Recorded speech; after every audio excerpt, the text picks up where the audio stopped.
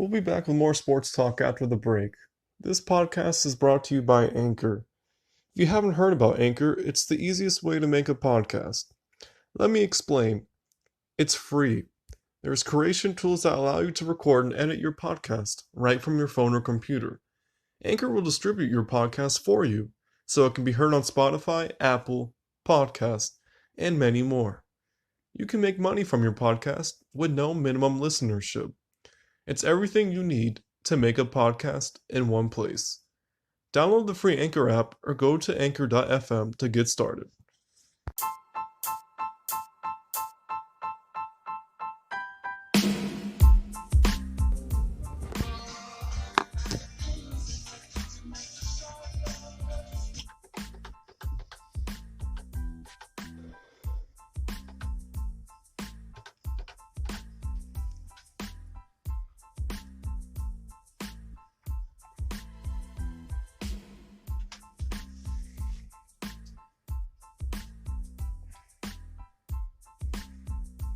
All right, guys, welcome to the third ever edition of the Sports Report with myself, Brian Savick, and my co-host, Mr. Ryan Potts. How you doing, Ryan? How's it going? It's good. It's good. Had a test today, so Oh man, that was whatever, but it's okay. Yeah, man. All in the life of a college student. Oh yeah, dude. I mean, that's just life. Like, stuff happens. I had a weird run-in yesterday. I forgot my laptop. I'm just stupid like that sometimes. I left it in my class, and I went back, and I went into the classroom. Of course, I knew that there was going to be a class going on at the time. And I go in there, and it's a class for the hard of hearing. And the teacher, he was just giving me sign language, which, yeah. It was rough. Nobody talked to me. They were just pointing in different directions. And they said, yeah, there's your laptop. And I get my laptop.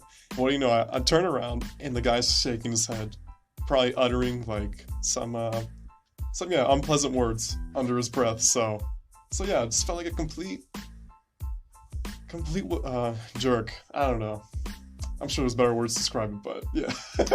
How's my experience? Yeah, it happens. It happens. Yeah. It's a new experience for all of us. And you know what else was a new experience? What's up? The XFL. Oh, XFL. Well, first, before we hit that topic, I just wanted to let everyone know you are listening now to Camp Student Radio.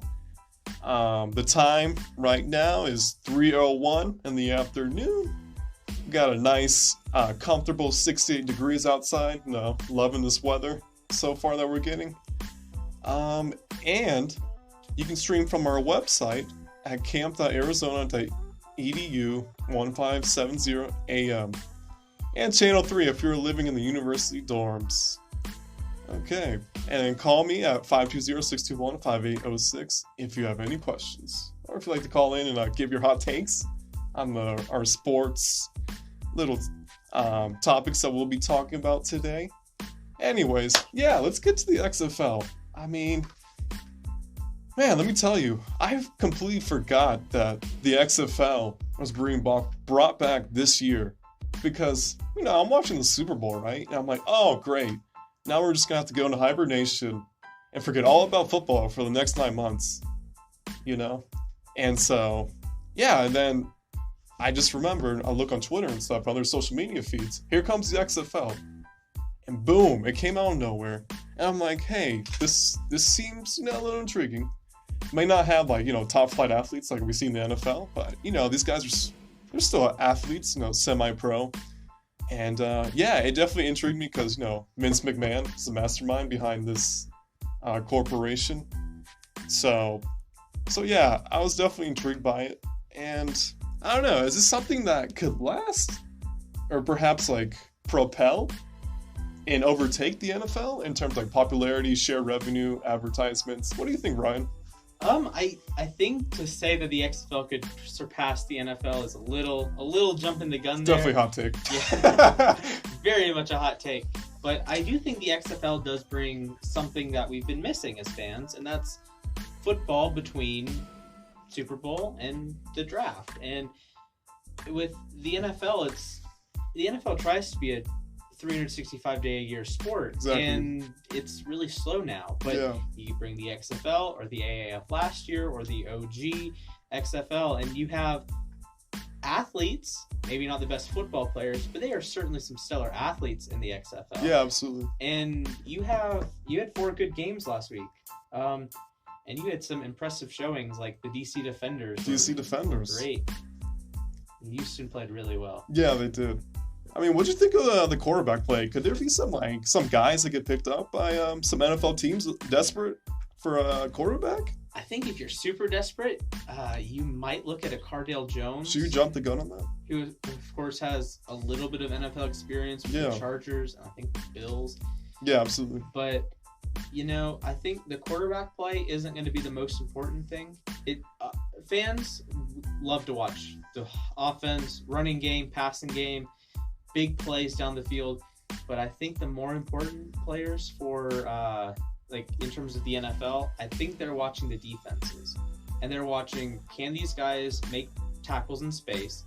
Can they do things that guys on my team can't do right now? Exactly. And if you're an AFC team and you're trying to beat the Ravens or the Chiefs or the other teams with dynamic quarterbacks, and you see a 6'2" linebacker that can make tackles in space, you want him on your roster. Yeah, absolutely. You might not want a random quarterback that was a 3rd or a 4th stringer in the NFL or a backup in college, but you might want that extra defensive player, like that versatile defensive back, And even the kickers and punters, or kickers at least, Tyler Rausa, who went to Boise State, made a 50-yard field goal. Yeah. Those aren't the easiest thing for NFL kickers. Oh, absolutely. So if you're Tyler Rausa and you're the 35th best kicker in the world right now, you might get an NFL call your way. And let me ask you, just to add to that, I think you also have to take into consideration, I think the stakes in the XFL are a little lower. So maybe, it kind of, takes out the pressure a little bit.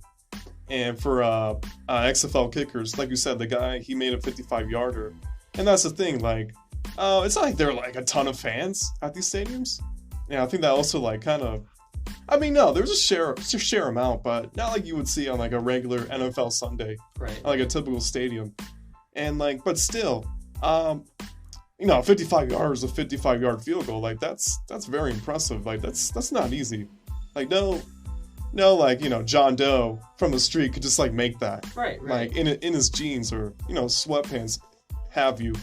But no, that's still impressive regardless. And if he can duplicate that in an actual NFL stadium where the pressure is much more intense, just without question, then yeah, I would say give the kid a shot for sure. Yeah, and I think when you crunch the numbers down and you're looking at, in theory, you want the 32 best kickers and 32 best punters in the NFL. And these kickers and punters can come from all over the place. You have undrafted, Justin Tucker is the best kicker of all time, statistically speaking, and he was undrafted. Then you have a guy like Sebastian Janikowski who went in the first round, and he was good, but he was never the best kicker in the NFL for any extended period of time, even though he had a huge leg and could kick from up to 62 or 63 yards. And if you're an NFL team and your goal is to maximize talent, and you can say, that guy on the streets is better than the guy on my field right now, you are going to go get that guy. And that's hard to do for a quarterback, a running back, a wide receiver. The kickers, punters, they're very expendable. Go ahead, flip it. Yeah, absolutely. And that brings me to my next take, man. I want to see, a little inclusivity in the kicker position in the NFL, even XFL as well. I've been hearing some headlines with Carly Lloyd, Miss U.S. Women's National Soccer Team champion. She's won 3, I believe, gold medals. Or no, 2 World Cups and 1 gold medal at the Olympics, I believe. They prevailed against Japan and other really stout teams. That was impressive. She's got a leg, man. Because I've seen some footage on social media. Dude, she's hitting 50-yarders, 55. I mean, hey, gender should not be an issue, man. I think everybody deserves a chance, no matter your creed, race, religion, political affiliation, what have you. You know what I mean? While I agree with you, it's a function of can she do it consistently? Yeah. And of course, she's a professional soccer Yeah, player absolutely. and is one of the best in the world at what she does. But it was like off a tee, you know. Yeah. Oh, of and course. no one's there. Well, no one. There's no pressure. If she misses, it's whatever. And nothing to discredit Carly Lloyd for kicking a 55-plus yard field goal, but it's very different circumstances between kicking off a tee or kicking from like an actual hold. And I agree with your point that sports leagues should be inclusive. Yeah. Like regardless, it should just be about ability. Absolutely. But I think if there's questions in the ability, I don't think teams should necessarily say, okay, we want Carly Lloyd on our team because of publicity, or we want Carly Lloyd on our team because she's a World Cup winner. No. You want her because she's the best, a top 32 kicker in the world. Absolutely. And I think you can expand this to like coaches and like female coaches. There's nothing wrong with a female coach, but if they're qualified to do what they're doing, that's the best. Yeah. But if they're thrown in just to be a female coach, I think there's flaws with that. Yeah. See, here's my take on that. I think that, I completely agree with you on everything that you're saying.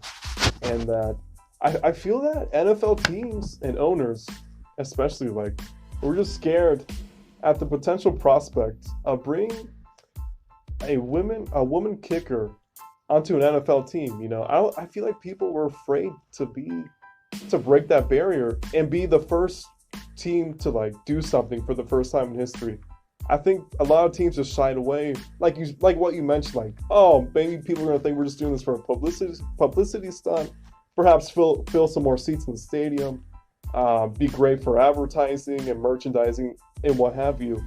So I feel like a lot of teams just shied away from that, and it seemed like she got a lot of buzz after the Olympics, and she was like announcing, I want a shot at, like, you know, perhaps kicking in the NFL. And you know, they're really like following this wave of feminism and like all the Me Too movements that have been happening. And they're just riding this wave, and she's like, oh yeah, I feel like I'd have a real legitimate shot. But now it just seems like for some reason owners are just shying away from that idea. So I think one of the closest things we get to this in terms of an athlete wanting to play a different sport just because they're a fantastic athlete is Usain Bolt, who has at times said that he could maybe make the NFL as a receiver, or maybe make like the Premier League as like a wing player. Yeah. And while I'm not going to doubt Usain Bolt's incredible athleticism, there is a difference between running track and running in a straight line, or running the same thing over and over and over again, as opposed to running a route tree or running like the various runs you have in soccer. Yeah. And I think like there have been countless comparisons between like track speed and NFL speed. And while you have track athletes that can perform well in the NFL, like Marquise Goodwin, we've seen plenty. Like Tyreek Hill is a fantastic athlete. The most notable guy. Yeah, and then you have Bullet Bob Hayes back in the 60s who won a gold medal in 64. Yeah. And you get these guys, and they're both football players and pure athletes. But it's hard to go from one discipline to another when sports nowadays are heavily specialized. And you have the guys of the Deion Sanders, the Bo Jacksons of the world. They're very rare, and it's even rare to have incredible versatility within a sport. That's why there's one Shohei Ohtani, and there's been like not a lot else out of Shohei Ohtani. Yeah, maybe Michael Lorenzen could be used as a pinch hitter for Cincinnati, but your sports are so specialized nowadays that you have to get the best of the best, and if you're the best of the best at one thing, chances are you're not going to be the best of the best at another thing. And if let's say you're the Miami Dolphins and you bring in Usain Bolt, and you would obviously want him to be your number one receiver, but if he's your number 4 receiver, that's not the worst thing in the world, but that's a lot of publicity for your number 4 receiver. And that's a lot of passes that are going to go to him, even though he's maybe not going to be the most technically gifted route runner. He's just fast when he gets the ball. And of course when you have like the various route runners of the NFL, Mm-hmm. things are going to be different. And if you have Antonio Brown running perfect routes, who knows? Exactly. So we have a caller coming in, folks. Hello, Camp Radio. Call letters?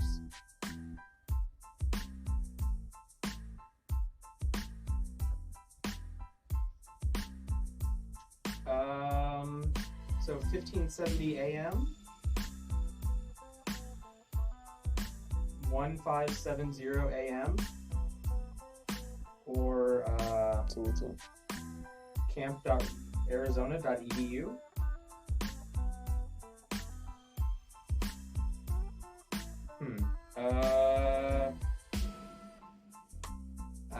Yeah, 1570 AM. Okay, fine.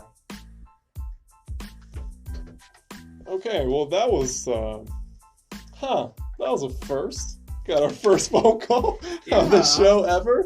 So Never expected that, but hey, thanks a lot. Thanks for calling. I appreciate the gesture. Thanks, Mom. Yeah, thanks, Mom. Even if it wasn't sports related, I appreciate it. Yeah. Happy Valentine's Day, Mom. Yeah, Yeah. love it. Even if you're my only No, I'm just kidding. Right. Yeah, seriously. No, but anyways, back what we were talking about, with the whole, some athletes converting from like world-class track stars to becoming like NFL player, NBA, MLB, what have you. Yeah, like what you were saying with Usain Bolt. I remember watching him in like second division English Premier League in England, and you know he wasn't bad. Mm-hmm. He had some good ball handling skills. Right.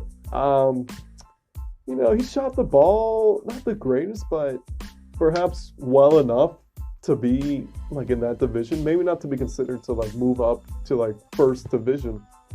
But I mean, hey man, you gotta give him some credit. At least he took a risk and like just went for it. You know what I mean? Yeah, of course.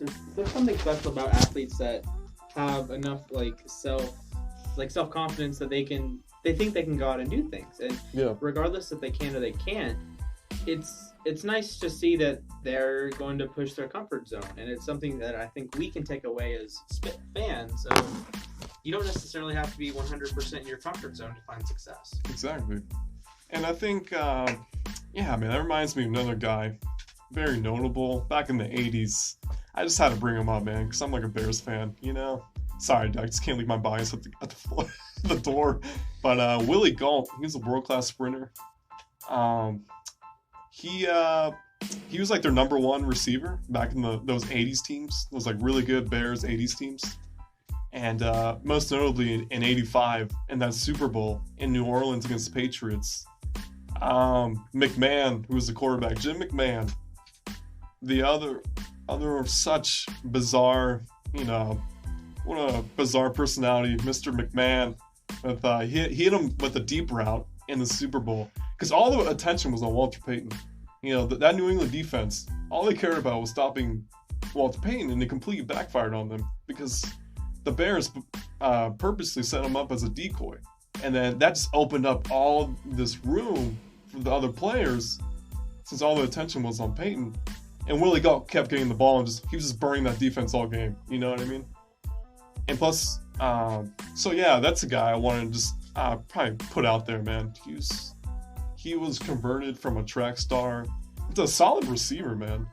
Maybe not in the Hall of Fame level, but still, he had a pretty solid season. I mean, just career overall. So that's another guy I just want to talk about. Right, and over the course of 11 seasons in the NFL, he had 6,600 yards. There you go. And 44 receiving touchdowns plus 1 kickoff return touchdown. Yeah, man. So I think his athleticism did translate. Yeah, definitely. He never got to 1,000 yards receiving. Yeah. But even in the 80s, that wasn't the most common of things. Yeah. Nowadays, That's the best receivers always get 1,000 yards, 1,200 yards, 1,400 yards. Remember when Megatron got that 2,000, 2,100? 1,964. Oh, God. He came really close. Yeah, and then Jesus. Julio Jones said before the 2019 season that his goal was to get to 2,000 yards. Yeah.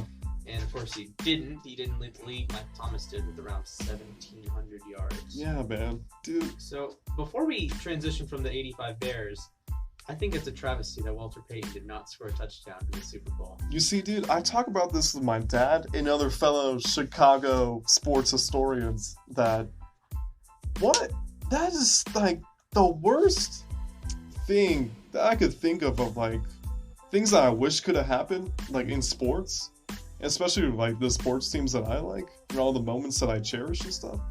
That's one thing, even though I wasn't alive for it. I wish that Walter Payton could have scored a touchdown, because I know he would have, you know, even if the defense was just like, you know, they're all up in the box and crowding the box, and you know, just their whole intent was just like completely to stop him. But like, I'm sure he could have scored, man. And of course, William the Refrigerator Perry scored a touchdown in that game. Yeah. And Jim McMahon himself had 2 rushing touchdowns. Yeah, dude. But no Walter Payton. Yeah, man. I think I heard somewhere that it was one of Mike Ditka's biggest regrets that Walter Payton didn't score a touchdown in the Super Bowl. But it's comparable to like an all-time great in any sport, like getting to the top of the mountain, but not like a hockey great not scoring a goal in their only Stanley Cup final. I mean, and you think about it, what makes it even more devastating is just like Walter Payton. He carried a lot of those bad Bears teams back in the 70s. Like the 1977 into the 80s as well. Bears, yeah. It was all Walter Payton. All Walter Payton. Like, just, you look back at that season, look at the numbers that he put up. I mean, because he did this with, like an incompetent offensive line. Like, a really bad offensive line. Worse than this Bears offensive line this season. That's saying something. I might add. There's a hot take for you. And, man, it just seemed like defenders were just going to tackle him every single play. But somehow, he would just break out of every single tackle. You know, offensive line were clueless. You know, they tried to throw a block, but they couldn't. And Walter Payton was basically his own blocker, you know what I mean, that season. And, like, just the numbers. I'm sure his yards after contact were ridiculous that year. Yes. And just to throw in his numbers for those that are unaware, he led the NFL in rushes, rushing yards, rushing touchdowns, yards per rush, yards per game, yards from scrimmage, and total rushing and receiving touchdowns. And if it had been a 16-game season, he would have been on pace to smash the 2,000-yard barrier. Absolutely. And that's a shame, dude. I wish, like, they would have had, like, a 60-game season so I could see that. Yeah. And be, like, just cherish it as a Bears fan. But, now, of course, that's all right. Of course, O.J. Simpson broke 2,000 yards in 14 games. Oh. And I think that's one of the most underrated rushing Brian, forgot to mention, too, you know, we can't mention that name here. It's a little sensitive. No, I'm messing with you, man. as long as it's sports related, we're fine. Yeah. Anything else, there's gonna be a problem. Yeah, if you guys want a blast from the past, 1973, O.J. Simpson was possessed on a football field. 2,000 yards rushing in just 14 games. That's 143 yards per game. Okay, I just feel like it's wrong for me to give him credit, but because we all know what happened. I'm not going to mention it here for, you know, legal purposes, but dude, what he did as a running back, not just at USC, but like the Buffalo Bills, dude, that guy was a legend. He was a beast. Yeah, he had 5 1,000-yard rushing campaigns, even though he never played in the he played most of his career in the 14-game era. He led the NFL 4 times. And he posted not 1 but 2 seasons more than 1,800 yards. Yeah. And guys, please don't demonize this segment, all right? I know it's OJ, but come on. Hey, OJ, he was a great running back. Let's give credit where credit's due. Yeah, Hall of Famer, MVP. Yeah. Multi-time All-Pro. He wasn't a bad broadcaster either. Pretty good silent reporter. I think he was a good actor too. We'll get back to that. That's for the entertainment section. Yeah, entertainment section, guys. Yeah. Anyways, hey, how about UA basketball? I mean, I was at that game against USC, and USC came in with a formidable record, almost similar, identical to UA's. And, you know, you had 2 teams battling it out, trying to make a statement to the entire conference, like, hey, we're here to stay, and we can compete with the Washingtons, the Oregons of the world, you know? And, you know, 2 teams vying for a good seeding in the in March Madness. So I mean, that was a really good game, man. Arizona ended up winning 85-80 was the final score. but for some reason they just dropped an egg, laid an egg against UCLA. I don't know what happened there. They just didn't show up. It was weird. Like, UCLA was just dominating on transition, second chance opportunities. UA couldn't really match their physicality or anything. So yeah, they just got dominated, like, every single aspect, every phase of the game. So I don't know what happened there. It's just an off game. It was weird because it was at home, and we know how dominant UA can be at home. Because McHale just seems like one of those magical places where, like, they're just unstoppable, but for some reason, that was not the case this game. Yeah, and I think that's consistency is something that you can run into issues with, especially with a team loaded with freshmen. Yeah. And as talented as guys like Nico Mannion, Zeke Nagy, and Josh Green are, they're freshmen, and they're 18, 19 years old, and they can make mistakes. Absolutely. That's okay. And I think that's something that adds to, like, the allure of Arizona basketball this season, because you can go out and see them, and they might play like crap for 40 minutes, exactly. And that's fine. Or the next night, they could, like, if they were to play Baylor again, or if they were to play Gonzaga again, they could very well beat a Baylor or Gonzaga. Absolutely, in, like, a tournament setting. Yeah. And I think, because, like, you walk into the NCAA tournament, which Arizona should definitely make. Oh, absolutely. I think they're... that'd be the biggest tragedy in the history of sports in Tucson if UA did not squeak at least for, like, a 14th seed. You know? I think, as of right now, Arizona would be an 8th seed in the tournament. Yeah. But even then, like, certainly you have incredible talent on the team. And you can make a run with talent. And this season, we've seen quite a few good teams, but the good teams can lose. Yeah. Like, Louisville just lost to Georgia Tech the other day. And I think, like, this Arizona team has some special capabilities. Yeah. They could lose in the first round, or they could be in the Final Four. Deep run in the Final Four. Exactly. They're just one of those wild card teams. Like, you don't know, like, what could happen on any given day. Like, on their best day, they played at their best throughout the tournament, which I'm sure they'll make. Dude, we could see a potential dark horse in the NCAA tournament. So right now, according to Joe Lunardi of Bracketology, Arizona's the 6th seed, and their matchup would be against 11 seed Xavier. And their road to the Final Four would likely go Auburn, Louisville, or Illinois, and then a Butler or a Baylor. So it's certainly not an easy road. Absolutely not. But Arizona has plenty of talent, and I think if they, as long as they don't implode, which of course is always tough to do in March Madness, Arizona's as capable as any team in their little 6th seed, 7th region. seed. Like, they can do some special things. Yeah, man. And just, like, to add to that, this has been one wacky, unusual, crazy college basketball season. One for the ages so far. Of course. And which, like, I've just not been accustomed to ever since I've been a college basketball fan. Like, usually you look up and you see the 1 seeds are Kansas, who's actually 1 seed this year, North Carolina, Duke, Villanova, Kentucky. And this year it's Baylor, who hasn't made a Final Four in a very long time. Yeah. Then Kansas, because Kansas does Kansas things. That's fine. San Diego State, who's even better than they were when they had Kawhi Leonard. Yeah. And who would have thought? Yeah, and if you remember with the Kawhi Leonard team, that was a top 10 team in the country. It was. They were a 2 seed in the 2011 tournament. Yeah. And then you have Gonzaga, perennial powerhouse, I'd say. Maybe not a traditional blue blood, but they have, in the last 20 to 25 years, they have been a premier program. Oh, absolutely. Mark Few just needs to find himself a championship. Yeah, absolutely. And it just seems like Gonzaga. This could be the year for that. It could be, man. I really like Mark Few. He's always been one of the most underrated coaches in college basketball, like, the last couple of decades. And, like, I would love to see him win a chip, man. And I think it's great to look at Gonzaga because they don't always get the best recruits. They're not getting 4 stars and 5 stars every year, although that is beginning to change. Yeah. They're getting these 2- and 3-star guys from Spokane, Washington. Spokane. They are going to March Madness almost every single year, usually a high seed. They made the title game in 2017. Yeah.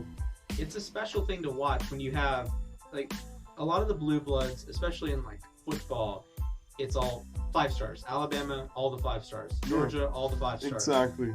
Wherever Jimbo Fisher is, all the 5 stars. Yep. And eventually they become good after a couple seasons of playing behind the 5 stars that were in previous years' recruiting classes. Exactly. But in college basketball, there's so much turnover that John Calipari can get all 5 stars, or Mike Krzyzewski, all 5 stars. Roy Williams, bunch of 5 stars.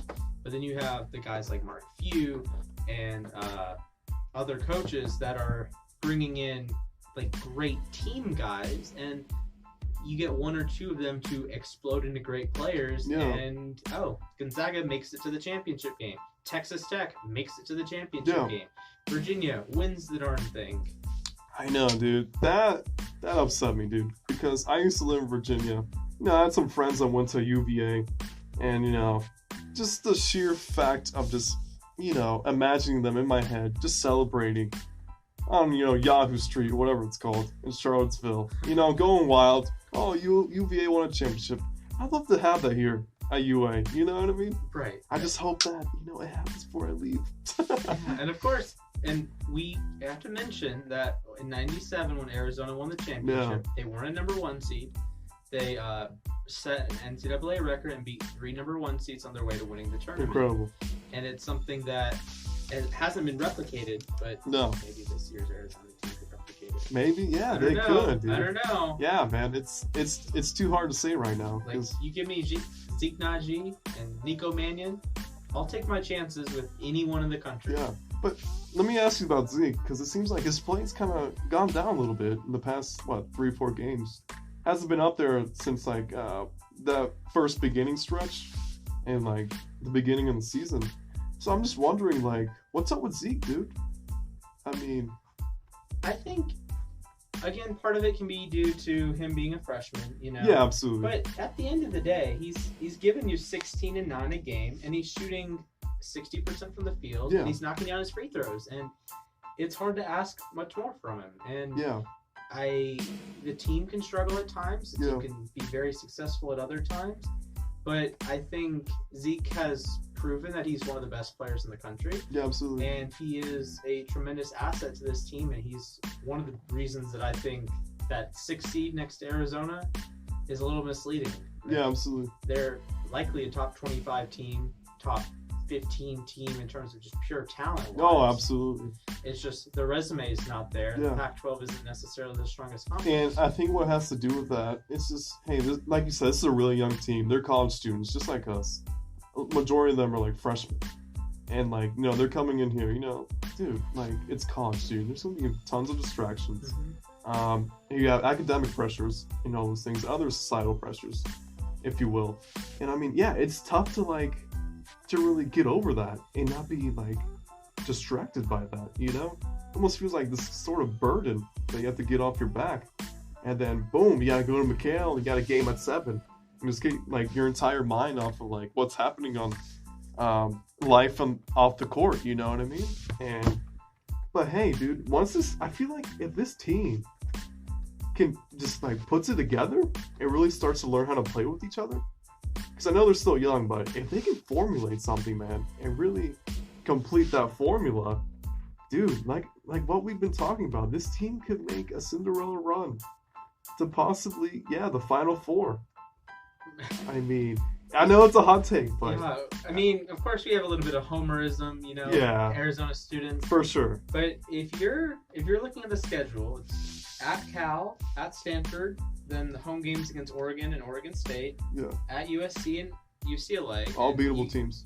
You can go to at UCLA, exact revenge on the Bruins. Exactly. And then you end the season with Washington State and Washington at home. Yeah. Then you go to Vegas for the Pac-12 tournament.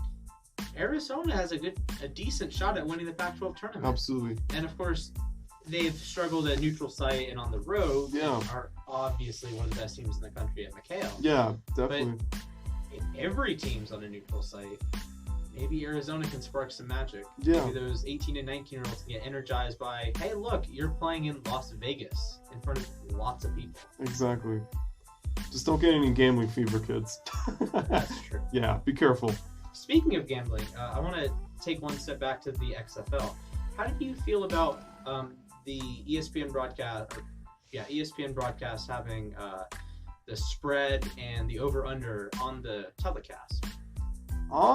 You know what? It seems like something. It's not like I didn't like it. I mean, or I didn't feel like there was anything wrong with it, perhaps, or thought it was like unethical.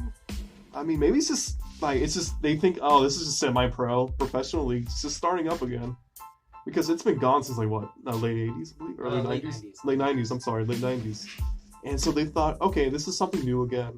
Maybe we can just mess around with it. It's not like people are gonna watch anyways. You know what I mean? So perhaps they thought they could like kind of go over those ethical guidelines, perhaps, of like putting like sports gambling and all the statistics up on the air while people are watching. And plus, like, dude, I'm pretty sure like sports gambling, it's gonna get legalized in the United States. Yeah, of course. It's something that the country's been pivoting towards. Yeah, absolutely. And I don't have a problem with the XFL like embracing gambling, because it's a huge thing, and if you're the first league to maximize your gambling profits, that can be huge, and that's something the NFL is trying to do. That's what the NBA has tried to do. That's what Major League Baseball is saying LOL to. And exactly. Thanks, Pete Rose. Yeah, thanks a lot, Pete. Yeah. But I think the XFL is doing something right with allowing the broadcasters to talk about the spread and allowing like everyone to know, hey, DC is favored by 9.5 today. Yeah. Or the over/under is, I think it was 51.5 points. And I think that's something, like, gambling's not for everyone. It's and of not. course, you can get wickedly addicted. Oh, dude, I got this terrible case when I went to Vegas over the summer. Dude, the first time I've ever been in Vegas, dude, there's just something about that city, dude. Like, once you walk into a casino, bro, you're stuck there for like 5 hours, man. Yeah, and of course, the casinos are designed to keep you in. Absolutely. And get you to spend more money. Yep. And, I mean, it's the same kind of thing with bookies and sports gambling sites. Yeah. Like, they want you on the site, and they want you consistently betting on things, because over time, they're going to make more money than you will. Exactly. But you just have to beat the system, and some people are really good at that challenge. Yeah. You look at James Holzhauser, who was on Jeopardy and broke all sorts of records. Yeah. He's a wonderful sports bettor. Absolutely. But he's put years of his life into analyzing data and not making gut decisions. Yeah. And it's a tough business. I have lots of respect for those people that can make educated sports bets and hit 55 to 60%. And I think that's another thing, that humans are trained to like be the best you can be. Well, the best sports bettors are 55 to 60% accurate. Yeah, and that's the thing. Like, do you ever think that gambling could like get out of that like negative stigma of being like this thing that, hey man, you shouldn't gamble because, dude, you're throwing your life away. You could potentially, you know, ruin your spouse's life, your kid's life, your other relatives' life. So it's going to affect other aspects of your life. And something that, you know, a lot of people like really derogotize, that they don't think it's something that should be the norm. So do you ever feel that in this day of age that we're living in now, that perhaps gambling could get out of that little negative stigma and become something of the positive norm? I think there's definitely an avenue for it to become more of the norm, but I don't think that it'll ever be destigmatized. I think there's always going to be a section of the population that says gambling is bad, sin is bad. Absolutely. And I understand them. Yeah, I do too. And at the same time, like, I've personally never made a sports bet. I do have an account, but I don't think Arizona allows sports betting. No. Like the state of Arizona. State of Arizona, yeah. No. So I don't really want to risk anything right now. Yeah. But I mean, in the future, I might want to put like $20 on the Ravens winning the Super Bowl or something. No, there's nothing wrong with like a small little prop bet, you know what I mean? Especially like the Super Bowl. Yeah, and of course, it's in a similar vein of March Madness. If you're making a March Madness bracket, that's technically gambling if you're playing for any sort of money. Technically, yes. Yeah, so if you're I agree. If you're doing an office pool, or students like a classroom pool, and you say, all right, everyone put in $10 in their bracket, the best bracket wins the pot, like $320. That's gambling. Yeah, exactly. But a lot of people are okay with that. Yeah, it seems like people are just okay with like small little dealings like that. Or fantasy football. Yeah, or if it's fantasy football, but once Vegas is involved, that's when like it goes overboard and people just like love to criticize gambling, the gambling world, in all aspects of it. So I guess that's the thing that, I just want to touch on, just get your take on that. And yeah, anyways, it's, man, Eli Manning. How about that Eli Manning retiring from the New York Giants after, since 2004, since he got drafted? 2004. Got traded from the Chargers for Phillip Rivers, I believe. Yes. I think he had a great career. Obviously, it's highlighted by the 2 Super Bowl wins. Yes. The 8-4 clearly. record, Yeah. 8-4 record in the playoffs. And dethroning the Patriots. Undefeated Patriots. In 2007. Making history. Yeah. And then beating them again in 2011. Exactly. I think Eli is going to get a bad rap because he wasn't as terrific in the regular season as he was in the playoffs. Right. And there are lots of players in this era that have won MVPs and been statistically dominant. Like, you look at Tom Brady, 50 touchdowns in 2007. You look at Eli's brother Peyton, who had 49 touchdowns in 2004 and 55 touchdowns and a record-breaking number of yards in 2013. You look at Drew Brees, consistent 35 to 40 touchdowns, 5,000 yards every year. And then you even bring in guys like Lamar Jackson and Patrick Mahomes that at age 23 have already won more MVPs than Eli Manning. And I think there's something to mixing the regular season formula and the playoff formula. And if you just said, like, if you're looking at Eli for the Hall of Fame, for example, regular season, I would argue that he's a Hall of Famer because he accumulated enough stats to be top 10 in yards, top 10 in touchdowns. And granted, that's a lot of the era coming out, and that's, everyone's throwing the ball 40 times a game nowadays. Like 600 pass attempts in a season is normal. But in ye olden days of the 1980s, then you're like Dan Marino in his incredible 1984 campaign, like 480 passes the whole season. And nowadays, everyone throws 500 passes or 600 passes. Look at Jameis Winston's a great example. Like, he went 30 for 30 touchdowns, 30 interceptions, the first quarterback to ever do that. In the merger, just in the history of the NFL in general, I would say. But yeah, man, I wouldn't be surprised. Like, I hate to make fun of Jameis, but I wouldn't be surprised if ESPN 30 for 30 did a title or a feature with Jameis called 30 for 30. I'm sorry, Jameis. I had to go there. And okay, I want to make a little comment about Jameis. He had LASIK surgery recently to improve his eyesight. Do you think that helps him any? Do you think that brings his interception rate down from 30 interceptions and like almost 5% of his throws being intercepted? But here's the thing with that. I'm afraid that people are going to use that as a scapegoat for his poor play since like this year and last year, and say, oh yeah, it was just he had vision problems, he got surgery, so he should be a great quarterback now. I'm not buying that, man. That's a hot take. I think he will. I sincerely doubt he throws 30 interceptions again. Really? I doubt. My doubt here is a couple, it's like an onion, it has a couple layers. Okay. So first layer is he's likely not going to lead the NFL in pass attempts again. Yeah. No, I don't think so. He had 626 this season, led the NFL. That was nearly 40 a game. I don't think he's going to do that again. Yeah. I think they're going to tone it down a little bit, try to run the ball a little bit more, maybe go after a guy in free agency, maybe in the draft. Who knows? It seems like they were missing that this year. They didn't really have like a top flight running back to kind of get them over the hump and like control possession of the game and stuff. Yeah, the Buccaneers have lacked a running back since the days of Doug Martin. Yeah. And even LeGarrette Blount for a little bit. And I don't think Jameis is going to throw interceptions on 5% of his throws again. Yeah. I just think that naturally is going to regress to the mean. He's probably going to throw a lot of picks. He's probably going to be around 20 again. Yeah. Maybe a little more. Probably might lead the NFL in interceptions again. Yeah. But it's hard to, like these stats, right? Like touchdowns and interceptions especially, it's hard to maintain them. Like, it's hard to throw 4 interceptions a year and be super clean with the ball. It's hard to throw lots and lots of touchdowns a year. And that's one of the things that I think about Lamar Jackson, that he's going to regress statistically.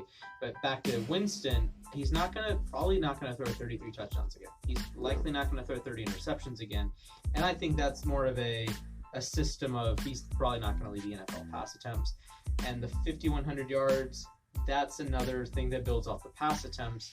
It's easier to lead the NFL in passing yards and interceptions when you're throwing the ball almost 40 times a game. When you have plenty of other guys that are more efficient, and you have a guy like Patrick Mahomes that missed 2.5 games and likely shatters 5,000 yards if he's totally healthy. Yeah, I would say. And that's the thing, dude. Like, do you think Lamar Jackson could duplicate this terrific season that he had, this MVP caliber season, which he was well deserved, by the way, for getting the MVP? There's no question about that. Okay, I'm gonna take a step back here. And I'm going to compare Lamar Jackson to Patrick Mahomes, not in terms of play style, not in terms of talent, but in terms of statistical regression. So we all look back, 2018 Patrick Mahomes, 50 touchdowns, 5,000 yards, won the MVP. Oh, yeah. 2019, I would argue Patrick Mahomes was a better football player than 2018 Patrick Mahomes, but he only threw 26 touchdowns, and he barely cracked 4,000 yards. And in the playoffs, he wasn't perfect. I think he set the record for most total touchdowns by a quarterback, but he threw a couple picks in the Super Bowl.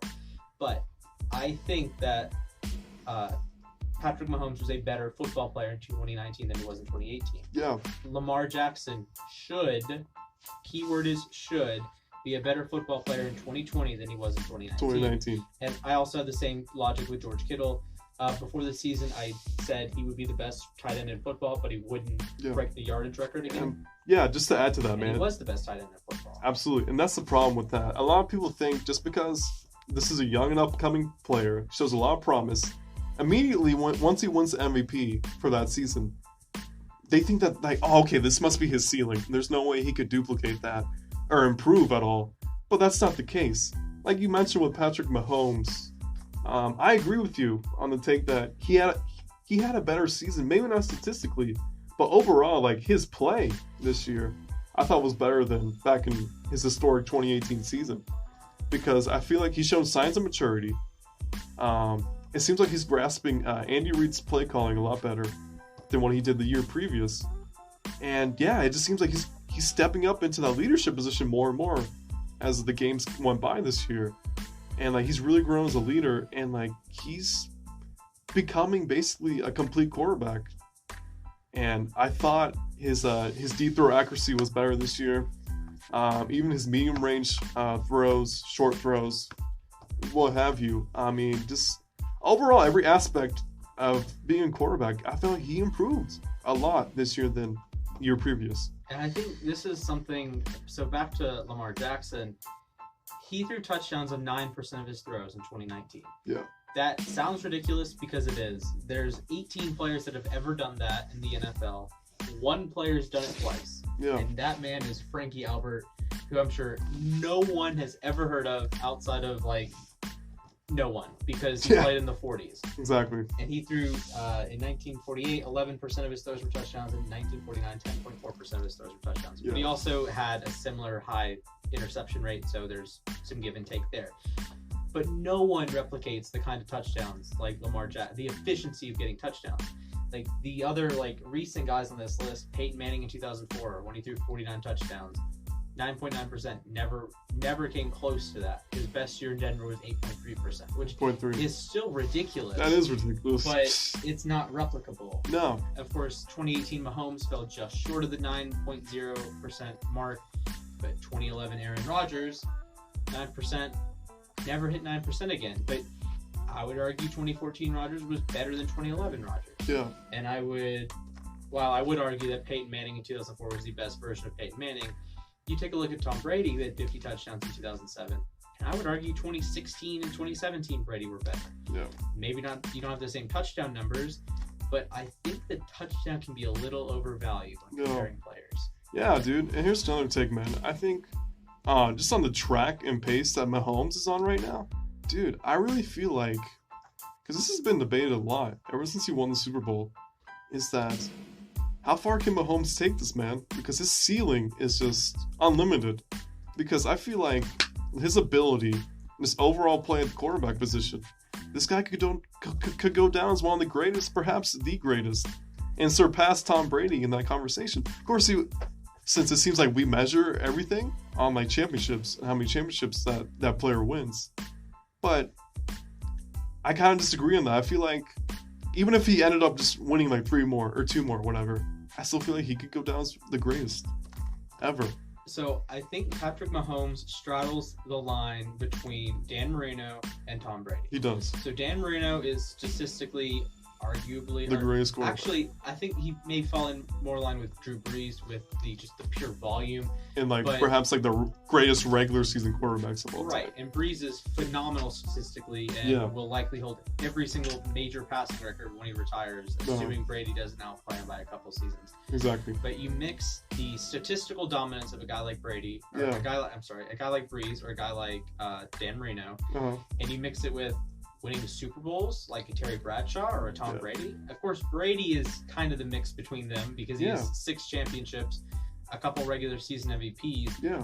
And he has tons and tons of yards and touchdowns, and he's number 2 in practically everything. Yeah, and it's like, just to add to that, dude, it's just so odd for me, just going back and thinking about, like, there's a lot of quarterbacks. There's been quite a few quarterbacks, like what you mentioned, Terry Bradshaw and like an Eli Manning, that perhaps weren't the greatest regular season quarterbacks, or not even good, really good quarterbacks in regular season, but they had fantastic careers in the playoffs. Right, and like Bradshaw, 4 Super Bowls. Yeah, and like that's the thing. Like, why don't they get the notoriety that a Tom Brady or Dan Marino gets? It probably because they just didn't put up those statistics in the regular season. And I think at that point you get into the discussion of it being a different era. Yeah, and of course. Of course, when you recognize the mid-'70s Steelers, it's the Steel Curtain. Steel Curtain. Mean Joe Green. Defense. Commercial. Yeah. It's like Jack Lamb, Lambert. Yeah, Lambert and Ham, that's what it is. Mel Blount and Franco Harris. Swan offensively. John Stallworth, criminally underrated. Oh, absolutely. It's with those Steel Curtain teams, it's the team. It's not Bradshaw. Bradshaw was MVP one year, but it wasn't like Bradshaw. Yeah, he never sold headlights. That's the thing.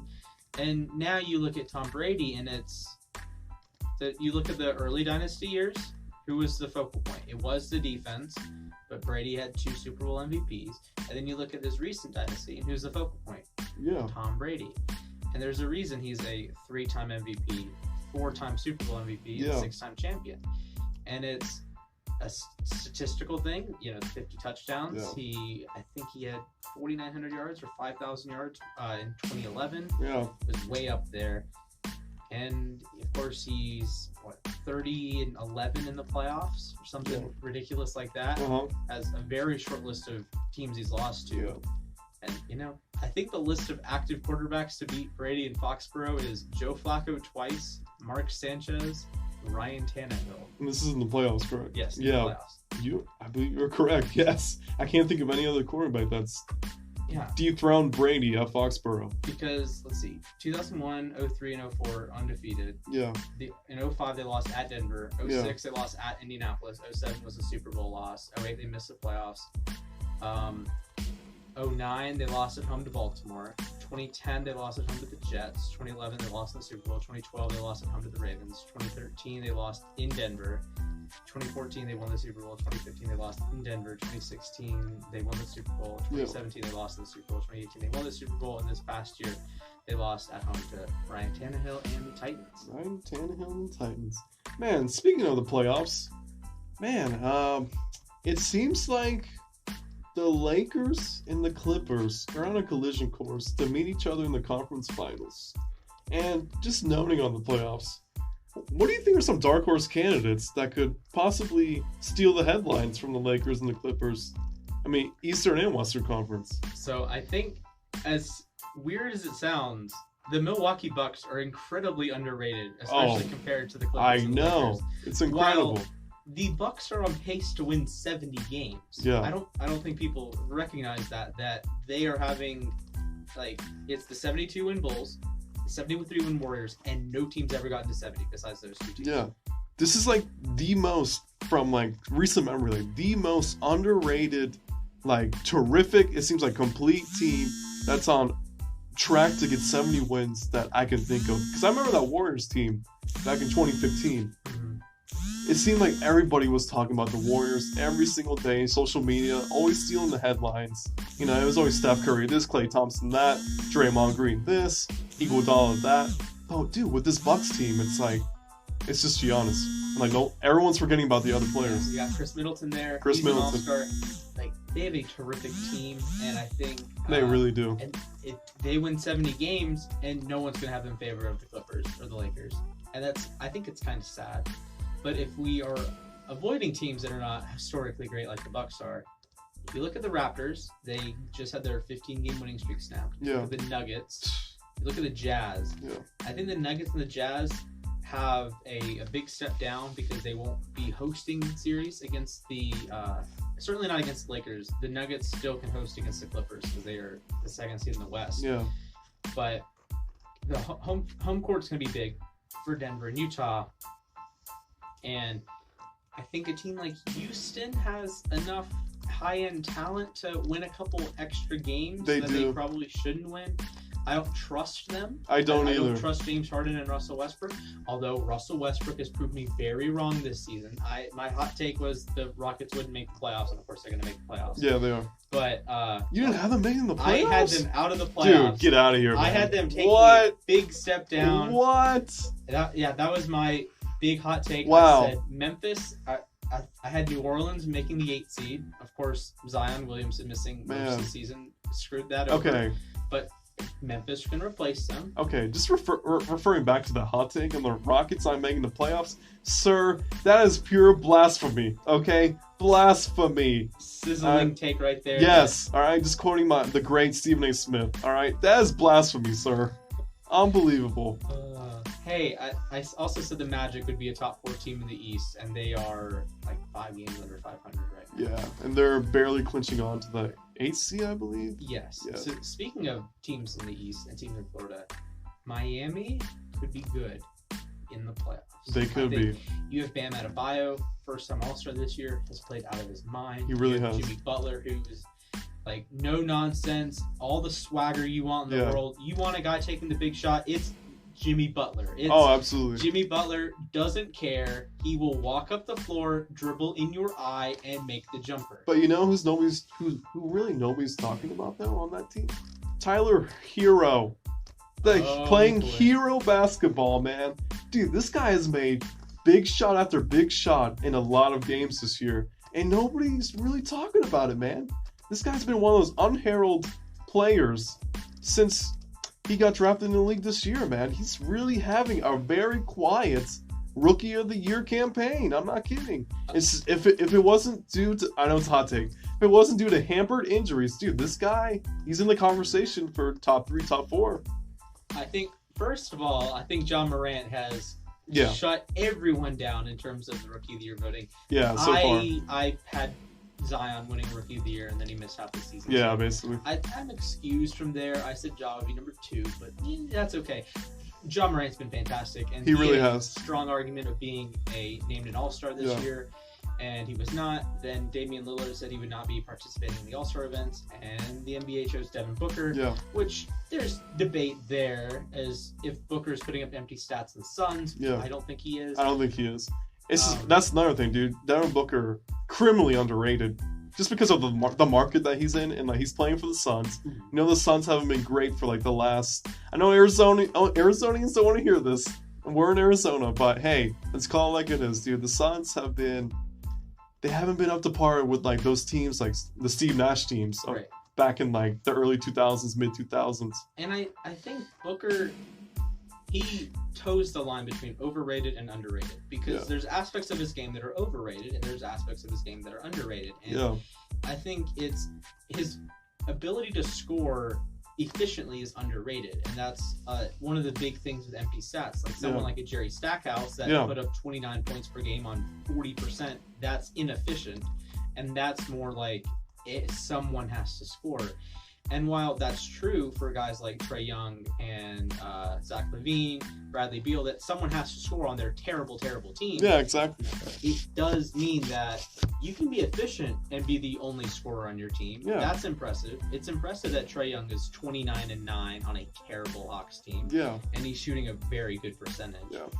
Like, you look at Devin Booker, and it's not that he's putting the ball in the basket, which he certainly is, but he's knocking down his shots at a high clip. He's hitting 50% of his field goals. Yeah. And he's hitting 36% of his threes, which is a little off because he takes so many difficult threes. Exactly. And of course, he's hitting 92% of his free throws.